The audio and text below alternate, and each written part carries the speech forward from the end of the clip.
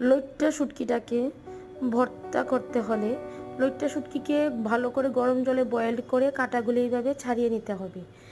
প্রথমে কাঁটাগুলি ছাড়িয়ে তারপর কড়াইয়ে তেল দিয়ে পেঁয়াজ কুচি আর দিতে হবে, আর দুটো পেঁয়াজ আর লাল লঙ্কার গুঁড়ো দিয়ে আর দুটো রসুন দিয়ে ভালো করে মশলা বানিয়ে মিক্সচার করে এবার কুচি পেঁয়াজের সাথে মিশিয়ে নিতে হবে। তারপর লবণ আর হলুদ নিজের ইচ্ছা মতো, স্বাদ মতো, তারপর মিশিয়ে তারপর শুটকিটাকেও একটা হালকা নিজের আন্দাজে একটা মিক্সচারে ঘুরিয়ে নিতে হবে। এই যে বেশি মিক্সচার হলেও চলবে না, একদম হালকা একটা দিয়ে অফ করে নিতে হবে।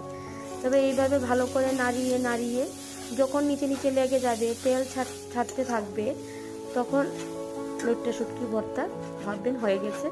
এটা কিন্তু জাল বাড়িয়ে করলে পুড়ে যাবে, তাই আস্তে আস্তেই আপনাদেরকে করতে হবে। তারপর এগুলি হয়ে গেলে তেল ছাড়লেই মনে করবেন লইট্টা শুটকি ভর্তা রেডি। টাটা।